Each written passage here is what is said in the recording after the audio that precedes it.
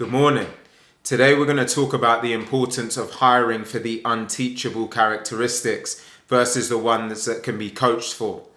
Now, the reason this topic's come to mind is because if you put yourself in a scenario where you've got two different candidates, you've got candidate A, who's got a ton of experience. They've been around the block, they've seen all of the movies, they've been through all of the different sales cycles, and you really believe that they know what it takes to be successful because they've got a pedigree that shows it.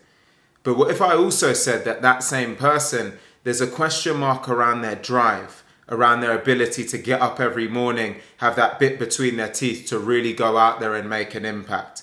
There's a question mark over that. Whereas you've then got candidate B, someone else who wants to join your team. And this person has much less experience. They haven't seen as many movies. They've not been through as many sales cycles. But the difference is that they are driven, they are hungry, they're truly focused and ambitious. They want to join the team and they want to make an impact. Which person would you start to lean towards? Which person would you have a bit more of a bias towards? Well, what I generally encourage as a bit of a rule of thumb is that you lean towards the person who's got the unteachable characteristics. The person who you know, rain, sleet or shine, they're going to turn up fully focused with a drive and a hunger and a true will to win. And the reason I say that is because ultimately you can teach that person the sales skills and the fundamentals to become a best-in-class salesperson, but it's very, very difficult or arguably impossible to teach someone who doesn't have those characteristics to actually develop them over time. It's very difficult to think about teaching someone to be driven. Now, I do believe you can ignite a flame in someone. So if someone has potentially historically had that drive and potentially they've just lost their way for a number of different reasons, you can reignite that flame in a certain subset of people. But if they don't have that at their core, you're going to have a really, really tough time trying to get that person to be a driven person at their core. So if you've got someone who's got those unteachable characteristics, your job then becomes a coaching and a development task.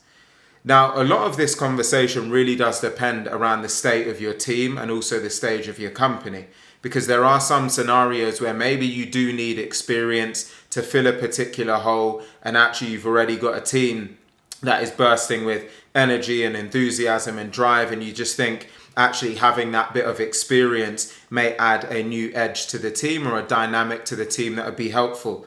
But you've got to be clear and comfortable around what you're signing up for when you do that. If you've got a team that's got all of this energy and vigor, and then you bring someone else in who maybe lacks some of those aspects but has experience, you've got to feel good and comfortable that you're going to maintain that team dynamic and you're not actually going to compromise it through making this decision. So there's a lot of ebbs and flows in this and different bits that you've got to consider. But what I would say is if you're in a circumstance where you've got what feels like crunch time, two candidates generally have a bias towards the person who's got those characteristics that are arguably very difficult or impossible to teach. I hope this video has been helpful in some way. Let me know your own thoughts in the comment section below, and I look forward to seeing you in the next one.